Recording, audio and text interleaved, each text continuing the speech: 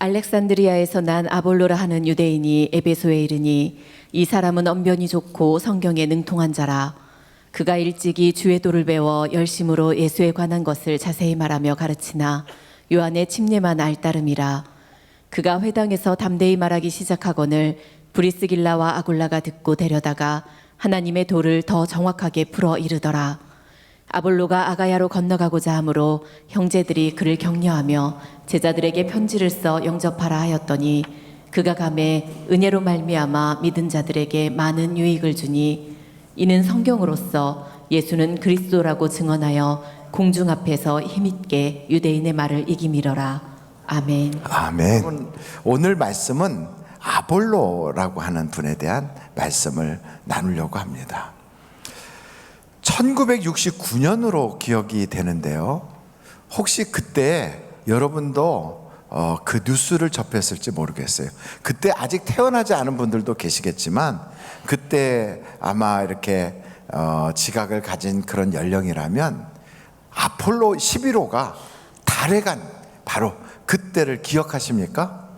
예, 저는 그때 제 꿈이 다 깨졌어요.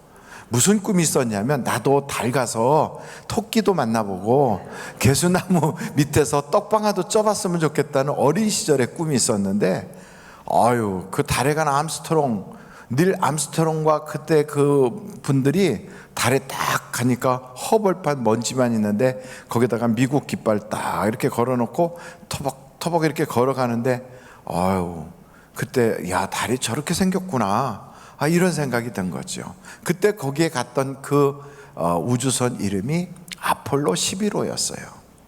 그 아폴로라고 하는 그 이름을 가진 사람이 오늘 성경에 등장합니다. 이 사람은 유대인인데 이름이 아폴로예요. 아폴로.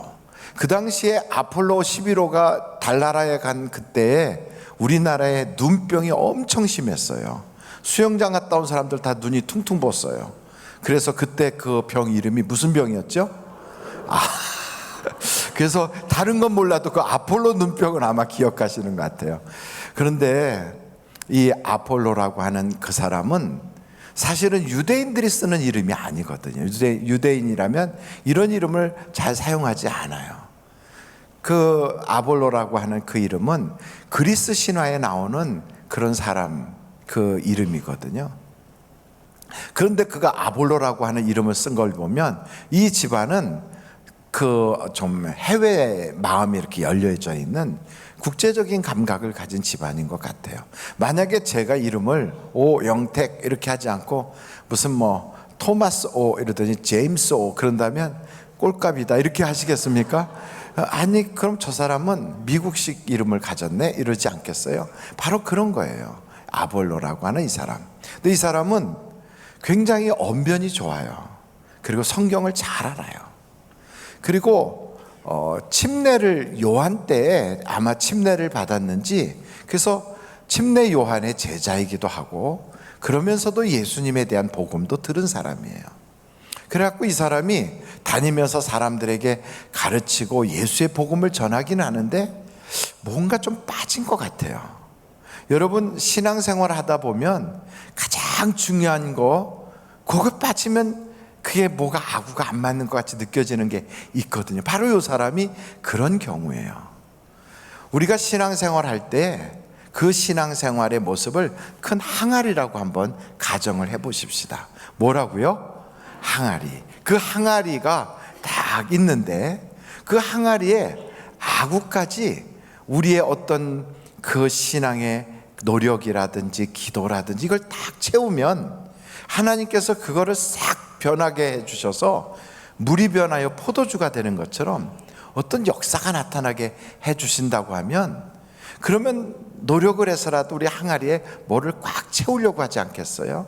그런데 그 항아리 밑에 구멍이 뽕 하고 뚫어져 있으면 아무리 채우려고 해도 그 구멍 뚫린 데까지밖에 안 채워질 거예요. 우리의 신앙에 그 뭔가 부족한 그 부분, 그것이 어느 위치에 있느냐에 따라서 우리가 채워지는 것이 거기까지 채워지는 거죠.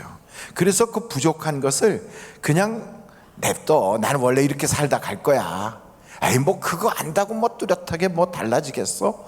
이러지 마시고 내 신앙생활에 꼭 필요한 그것이라면 오늘 그걸 다 채울 수 있는 여러분들이 되시기를 간절히 바랍니다. 그렇다면 이 아볼로라는 사람은 그 부족한 것을 어떻게 했는가? 여기 성경을 보니까 바로 브루스길라와 아굴라라는 사람이 그 아볼로가 하는 이야기를 이렇게 듣더니 여보 하고 브루스길라가 남편을 찾은 거예요. 아무래도 저분이 뭐가 좀 부족한 게 있는 것 같아. 우리가 그 부분을 좀 알려드리면 좋겠어요. 그래가지고 아볼로를 집으로 초청해가지고 그 아볼로한테 자존심 상하지 않게, 그리고 사람들 앞에 체면이 그렇게 구기지 않도록 잘 조용하게 이렇게 은밀한 곳에서 알려드린 거지요. 그랬더니 그 다음부터 이 아볼로가 아주 유력한 사람이 돼서 나중에는 유능한 설교자, 사람들이 막 굉장히 그를 칭송하는 그러한 전도자로 성숙하게 된 거예요. 여러분, 사람은 원래부터 완벽하지 않습니다. 사람은 태어나는 것도 있겠지만 사실은 만들어지는 경우가 더 많아요. 그래서 환경이 그를 만들고 자리가 그를 만들고 그 어떤 주변 사람들이 그를 그렇게 만드는 거죠.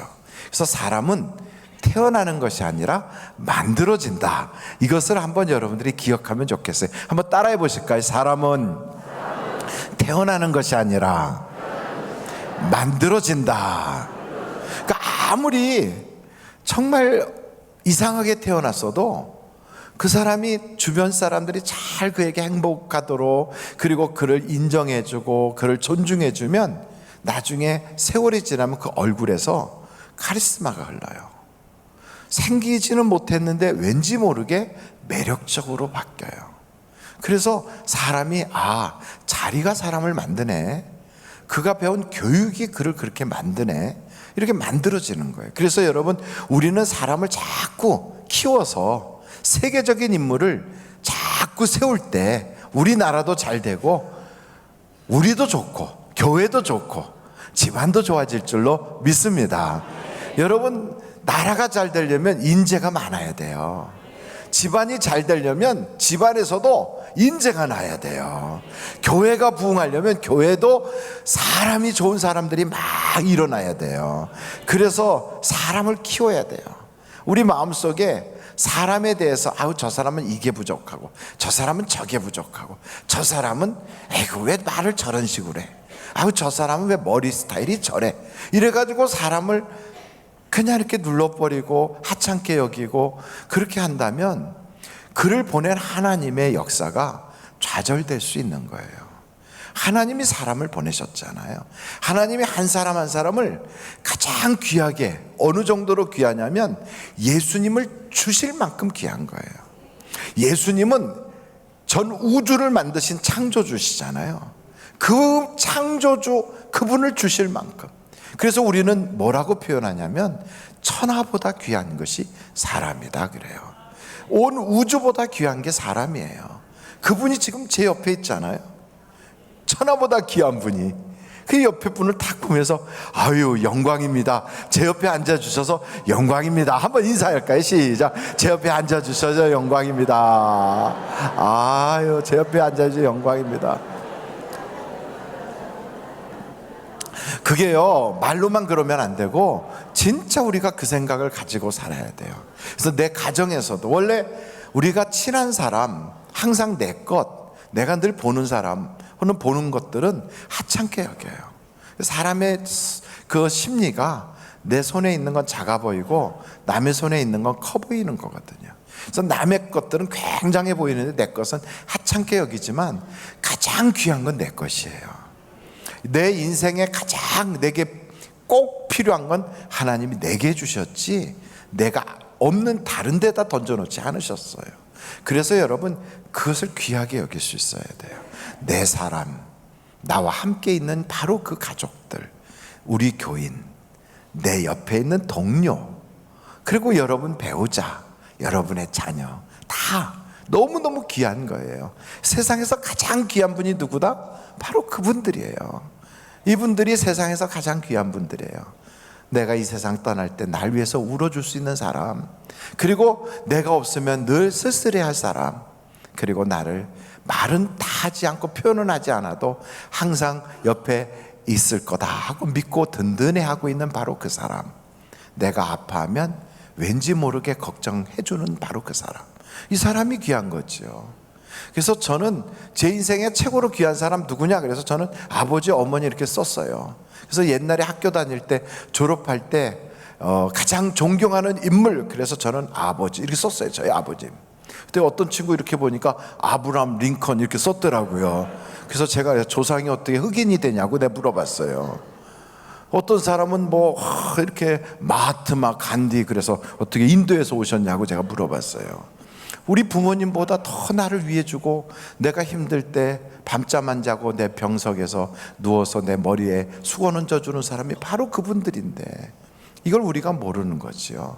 그래서 가장 귀한 분이 누구다? 가까이 있는 분이에요. 근데 그분들을 귀하게 여기고 우리가 자꾸 세워줄 때, 우리 자녀도, 우리 한국에 있는 모든 사람도, 그럴 때 나라가 위대해지는 거예요. 우리가 지금도 한 사람이 위대한 인물이 태어나면, 한 사람의 위대한 인물을 우리를 키워내면 그 사람을 통하여 수없이 많은 사람이 혜택을 봐요. 우리나라의 기업을 만들었던 삼성이나 혹은 현대나 이런 큰 기업들, 그 사주 처음에 시작했던 창업주들을 보면 정말 어려운 가운데 시작을 했을 거라고요. 그분들 덕분에 우리나라의 중소기업과 많은 백성들이 오늘날 이렇게 먹고 살 거리들이 생겨서 살고 있잖아요. 마찬가지예요. 집안에서도 똑똑한 아이가 하나 탁, 그래서 성장시켜서 집안에서 잘 격려해서 키우면 위대한 인물이 될 줄로 저는 믿습니다. 나이 먹어서 나야 뭐 어떻게 된다고, 아니에요. 하나님이 나를 이 세상에 떠나는 그날까지 계속 써주실 거기 때문에 여러분, 우리는 성장을 게을리해서는 안 되는 겁니다. 여기 보니까 아볼로라고 하는 사람을 계속 만들어 키워가잖아요. 우리도 그런 마음을 가지고 자라나야 돼요. 육신도 자라고, 그리고 영적인 부분도 자라고, 정신적인 부분도 자꾸 성장해야 돼요.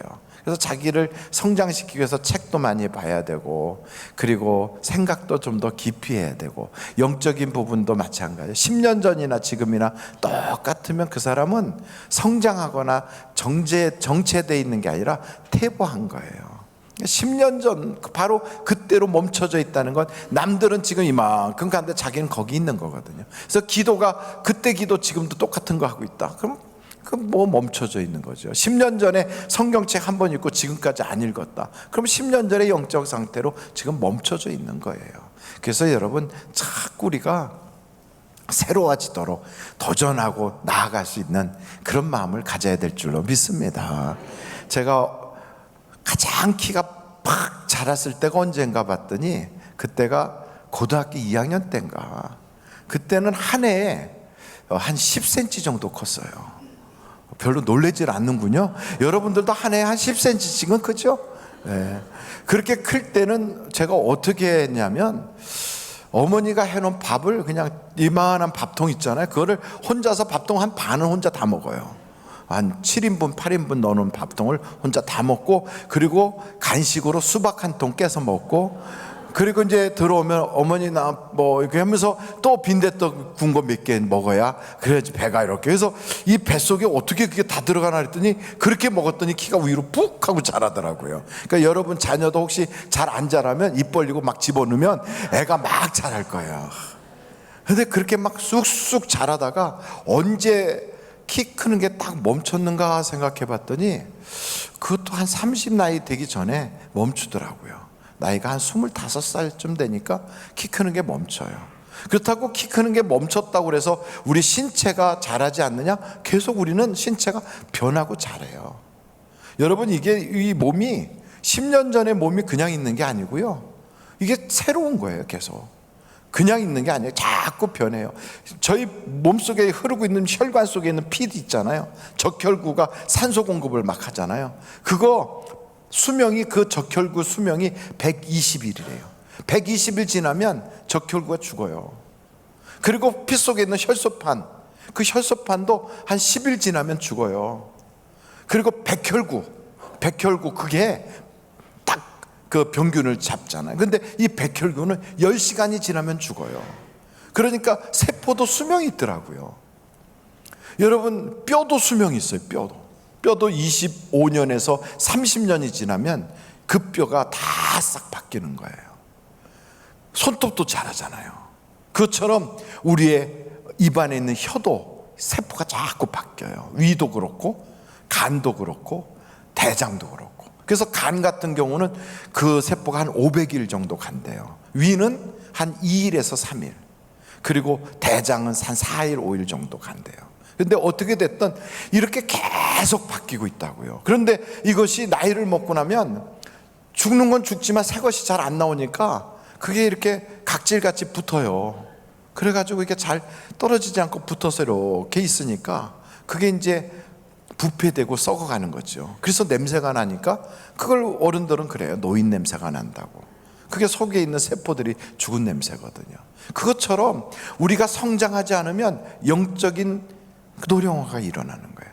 우리가 성장하지 않으면 그러면 신체적인 노령화가 일어나요. 우리가 성장하지 않으면 정신적으로 또 우리의 정서적인 노령화가 일어나는 거예요. 그래서 여러분, 우리는 성숙해지고 성장하는 것을 자꾸 우리 마음속에서 의도를 가지고 도전해야 돼요. 날마다 새로워지기를 간절히 바랍니다. 그 아볼로라는 사람은 이렇게 여기 성경에 보니까 여기 브루스길라 아굴라는 아볼로를 새롭게 하는 것뿐 아니라 남을 그렇게 새롭게 하려고 하니까 자신도 새로워지는 거예요. 여러분도 마찬가지로 교회에서 하는 많은 성경 제자 훈련, DTS라든지 알파라든지 이런 데도 들어가셔서 점점 새로워질 수 있도록 정체되지 않는 여러분 되세요. 그래야 정말로 영적으로 성숙해질 만큼 하나님이 부어주시는 은혜의 양도 더 커지고 그 깊이도 더 깊어지는 줄로 믿습니다. 그러면 이 아볼로가 부족한 부분이 무엇이었을까? 아볼로가 모르고 있었던 것이, 오늘 성경을 한번 보겠어요. 25절입니다. 사도행전 18장 25절 한번 같이 읽어보실까요? 시작. 그가 일찍이 주의 도를 배워 열심으로 예수에 관한 것을 자세히 말하며 가르치나 요한의 침례만 알 따름이. 요한의 침례만 알지 예수님이 베풀어 주신 침례를 모르는 거예요. 여러분, 요한의 침례, 그래서 우리는 침례자 요한 이렇게 말해요. 성경을 보면 세례자 요한 이렇게도 나와 있어요. 요한 세례 요한 이렇게도 말해요. 그렇지만 세례나 침례나 다를 게 하나도 없어요. 하는 형식이 조금 다른 것뿐인데 같은 거예요. 그런데 그 침례, 그 세례, 이것을 그게 왜 요한이 그걸 했는가를 먼저 알아야 돼요. 하나님께서 요한을 이 땅에 딱 보낼 때 요한은요, 누구를 드러내는 자로 보냈냐면 예수님을 이 세상에 소개하는 자로 간 거예요. 그래서 여러분 조용히 하세요. 제가 한 사람을 소개하겠습니다. 그러면서 이분은 이러면서 하나님이 보낸 위대한 우리의 메시아 이렇게 소개를 해야 되는 역할을 요한이 하는 거예요. 근데 이 요한이 그렇게 자기가 소개해야 할 사람이 누군지를 몰라.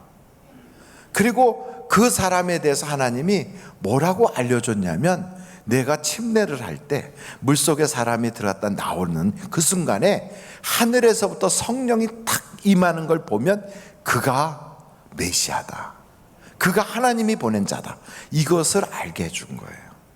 그래서 이 사람은 사람들을 될 수 있으면 많이 모아야 되니까 옷도 특이하게 입었어요. 어떤 옷을 입으면 털옷을 입었어요. 여러분, 저 알라스카에서 털옷 입은 것은 하나도 이상하지 않아요. 그런데 저 사우디아라비아 열대에서 햇볕 쨍쨍 내려지는데 거기서 민코 딱 입고 왔다 갔다 해봐요. 그러면 이상하잖아요. 근데 세례 요한, 침례 요한은 털옷을 거기서 입은 거예요, 중동에서. 그리고 먹는 것도 이상해. 남들이 빵 먹고 있을 때 이 사람은 메뚜기 잡아먹어요. 그리고 석청이라고 하는 꿀 있잖아요, 그걸 먹는 거예요. 사람들이 이상하잖아요. 쟤 왜 이래? 털옷 입고 다녀? 메뚜기를 잡아먹어? 그러니까 사람들이 사람들로 야, 어디 갔더니 이상한 사람 있대. 그래? 한번 가보자 하고 했더니 이 사람이 설교를 하는데 얼마나 말씀이 좋은지 감동이 팍 돼서 막 가슴에 말씀이 팍팍 박히는 거예요. 회개하라, 천국이 가까웠느니라 이러면서 막 말씀을 주시는데 간 사람들마다 감동이 돼가지고 그의 말을 듣고 거기서 침례를 받는 거예요. 사람들이 그 소식이 그냥 유대 전체에 퍼져서 인산인해로 광야로 나가는 거예요. 왜요? 그렇게 해야만 하나님이 자기에게 알려준 사람을 만날 수 있으니까. 그래서 예수님도 거기에 갔더니 그 예수님이 물에 들어갔다가 올라올 때 하늘이 열리면서 비둘기 같은 성령이 임하신 거예요. 침례 요한이 그를 보면서 세상 죄를 지고 가는 하나님의 어린 양이로다. 내가 그의 신도 들지 못할 만큼 그는 위대한 분이고 내가 먼저 이 땅에 왔지만 사실은 그분이 나보다 먼저 계셨던 분이다. 이 고백을 해요. 그러면서 예수님을 소개하는 거예요. 여러분, 침례 요한은 사람들이 물어본 거예요. 당신은 누구라고 그러냐? 당신이 그리스도냐? 당신이 메시아냐? 하고 물어볼 때 침례 요한은 뭐라고 얘기하냐면 나는 아닙니다. 나는 광야에서 외치는 소리입니다. 그랬어요. 그 광야에서 외치는 소리가 뭐냐? 여러분 한번 같이 이사야서 40장으로 가보겠습니다. 이사야 40장 3절인가요? 이사야 40장 3절 한번 거기에 이렇게 나와 있어요. 같이 한번 읽어보겠습니다. 시작. 외치는 자의 소리여 이르되 너희는 광야에서 여호와의 길을 예비하라. 사막에서 우리 하나님의 대로를 평탄케 하라. 4절 시작. 골짜기마다 더두어지며 산마다 언덕마다 낮아지며 고르지 아니한 곳이 평탄하게 되며 험한 곳이 평지가 될 것이요 여호와의 영광이 나타나고 모든 육체가 그것을 함께 보리라. 이는 여호와의 입에 말씀하셨네. 그러니까 이 침례 요한의 역할은 광야에서 소리를 지르는 거예요. 그래서 모든 사람들이 막 광야에다가 하이웨이를 만들어서 달려와 가지고 거기서 여호와의 영광을 보게 하는 거예요. 바로 예수님이 딱 등장할 때 보라, 세상 죄를 지고 가는 하나님의 어린 양이로다. 근데 이걸 모르고 그 본체이신 예수님을 모르고 침례 요한한테 침례만 받은 것 가지고 이야기하면 부족하잖아요. 그래서 예수님의 침례에 대한 이야기를 해주는 거예요. 침례 요한에 받은 침례는 회개의 침례인데 예수님의 침례는 달라요. 그래서 우리는 더 이상 침례 요한의 침례를 받지 않고 예수님의 이름으로 하는 침례를 받는다고요. 그럼 그 침례가 뭐냐, 어떤 것이냐? 바로 침례의 의미가 로마서 6장 나와 있어요. 한번 여러분 로마서 6장으로 가보겠습니다. 로마서 6장 거기에 로마서 6장에 가면 3절 4절에 이렇게 말씀하고 있어요. 같이 한번 읽어보실까요? 시작. 무릇 그리스도 예수와 합하여 침례를 받은 우리는 그의 죽으심과 합하여 침례를 받은 줄을 알지 못하느냐? 그러므로 우리가 그의 죽으심과 합하여 침례를 받음으로 그와 함께 장사되었나니 이는 아버지의 영광으로 말미암아 그리스도를 죽은 자 가운데서 살리심과 같이 우리로 또한 새 생명 가운데서 행하게 하려 함이라. 아멘. 이렇게 읽었는데 그 말이 무슨 뜻이냐면 침례는, 예수님의 침례는 예수님이 십자가에서 달려 돌아가시는 것처럼 우리가 물속에 딱 들어가는 것이 예수와 함께 죽는 거예요. 그리고 우리가 물에서 싹 올라오는 바로 그것처럼 예수님이 부활하시고 하나님께서 죽은 자 가운데 계시는 예수님을 무덤의 문이 열리게 하고 일어나게 하셔서 나오게 하신 것처럼 우리를 물 가운데서 일어나서 나오게 한 거예요. 그래서 물의 잠기는 그것은 예수와 함께 죽고 물에서 올라오는 것은 주님과 함께 다시 사는 것. 그래서 결국 어떻게 되느냐? 나는 이제는 예수와 함께 사는 사람. 전에는 내가 죄 가운데 살았지만 이제는 예수와 함께 살기에 내 안에 그리스도가 계시다고 고백하고 사는 사람으로 달라졌다는 거예요. 그래서 사람들이 그 침례를 보고 이야, 그게 침례구나. 그렇다면 나는 침례 받아야지. 그러면서 사람들이 침례 받으면 구원받는 줄 알았는데 아니에요. 침례는 구원받는 것이 아니고 구원받은 사람이 침례를 받는 거예요. 다시 말씀드리면 침례를 받았다고 구원받는 게 아니에요. 구원을 받은 사람이 내가 구원받았어, 나 하나님 믿는 사람이야 하는 걸 나타내는 것이 침례 의식이라는 거예요. 그래서 고넬료 같은 사람은 사도 베드로의 설교를 들을 때 성령이 그에게 임할 때 그걸 봤던 사람들이 저에게도 성령이 임한 걸 보니 우리가 그에게 침례를 주는 것이 마땅하다 하고 침례를 준 거예요. 그래서 여러분, 침례는 구원받는 거하고는 상관없어요. 꼭 이거와 같아요. 결혼식을 하지 않고도 살고 실제적인 부부가 될 수 있는데, 결혼식을 하는 것은 두 사람이 부부라는 것을 모든 사람에게 알게 하는 것처럼 침례를 받는 것은 내가 예수님의 사람이라는 것을 보여주는 거예요. 그래서 저는 여러분들이 예수와 함께 살고 예수와 함께 죽고 예수님이 여러분의 그 삶 가운데 함께하는 그 삶이 여러분의 삶이 되시기를 간절히 바랍니다. 마지막으로 이 아볼로에게 부족했던 건 그 침례를 통하여 나타나는 결론이 부족했어요. 그게 뭐냐? 성령이에요, 성령. 그러니까 아볼로가 목회하는 데에 가서 보면 성령을 받은 적이 없는 거예요. 너희가 믿을 때 성령을 받았느냐 하고 물어보면 우리는 성령이 있음도 듣지 못했다는 거예요. 설교는 유창해요. 성경을 잘 알아요. 그리고 그는 가르치는 것을 너무너무 잘 가르쳐요. 그런데 성령에 대해서는 몰라요. 이런 사람들이 의외로 많이 있어요. 그래가지고 성경에 보면 성령에 무지한 거예요. 여러분, 성령이 왜 중요한가 하면 엘리야를 쫓아간 엘리사도 선생님의 그 성령의 은사를 나에게 갑절로 허락해 주세요 하고 그 엘리사도 성령을 구했다고요. 성경에 보면 시편 51편에 보면 다윗이 하나님 댁에서 성령을 거두지 말아주세요 할 만큼 성령과 꼭 동행하기를 사모했어요. 그래서 구약에도 보면 성령의 역사가 나와요. 성령은 창조 때부터 하나님과 함께 하셨어요. 그래서 성부, 성자, 성령에서 삼위일체 하나님이라고요. 창세기 1장 2절에 보면 하나님의 신이 수면을 운행하시다가 빛이 있으라 그러니까 그때부터 창조의 역사가 일어나잖아요. 창조주란 말이죠, 성령은.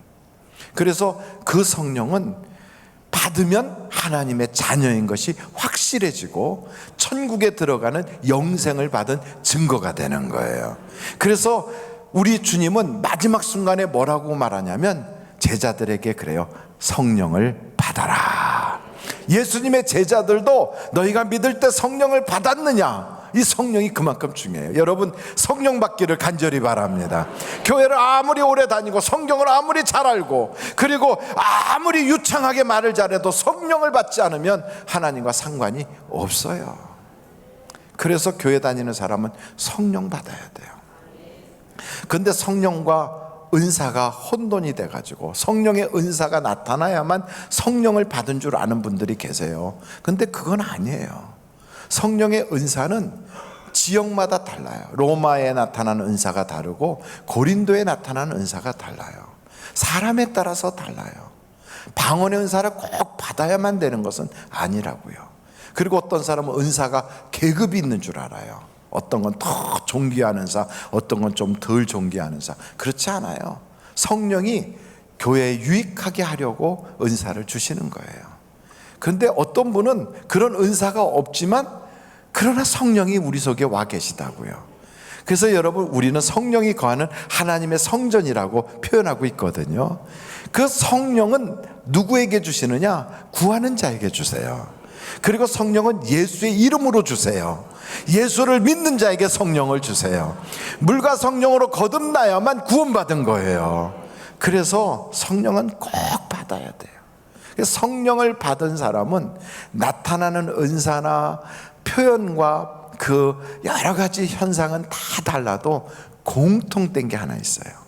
그게 뭐냐면 예수님을 주님이라고 그래요. 예수님을 뭐라고 그런다고요? 그래서 예수님을 주인으로 섬긴다고요. 이렇게 예수님을 주님이라고 섬기는 사람들에게는 건강한 육신을 가지고 있는 사람이 밥을 먹어도 또 배가 고프고 또 밥을 먹어도 배가 고픈 것처럼 예배를 작년에 드리고 재작년에 드렸다니까 나는 지금 안 드려도 돼, 이게 아니라 지난주에 드려도 어제 예배 드려도 오늘도 또 드리고 싶어지는 것이 바로 성령 받은 사람들이에요. 성령을 받은 사람은 말씀을 사모하게 돼 있어요. 그래서 여러분, 육신은 흙에서 온 걸 먹어야 되지만 성령 받은 사람, 그 영은 하나님의 말씀을 먹어야 살게 돼 있어요. 그래서 그걸 사모하게 돼 있어요. 여러분이 하나님의 말씀을 사모하십니까? 그리고 여러분이 정말 예수님을 주님이라고 고백하십니까? 예배를 드렸는데도 또 드리고 싶고 또 드리고 싶습니까? 그렇다면 그 사람은 성령 받은 사람임에 틀림없습니다. 저는 여러분들이 성령 충만하셔서, 그래서 성령을 통하여 기도하는 하나님의 인치심 받은 자들이 다 되시길 간절히 바랍니다. 항아리가 꽉 차게 아구까지 가득 차도록 하나님의 은혜를 담을 수 있는 마지막 그 틈, 그거는 성령으로 메꿔질 수 있어요. 저는 여러분들이 오늘도 그 성령 충만함 받으셔서 하나님께 기도하는 대로 하나님이 응답 주시는 여러분의 삶이 되시기를 주님의 이름으로 축원합니다. 기도하시겠습니다.